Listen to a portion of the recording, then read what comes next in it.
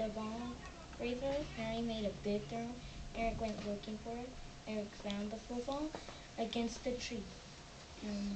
He picked it up. Hey, Eric said.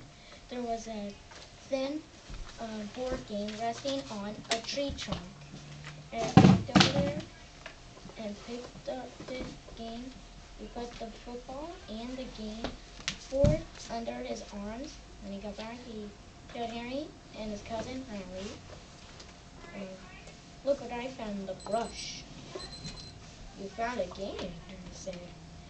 How about a board game for a while? The three of them went into the tent, and then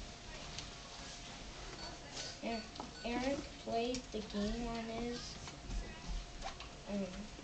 Riley was snuggling with his stuffed bear, and Harry was reading a book, and Eric put the board game on his pillow and played and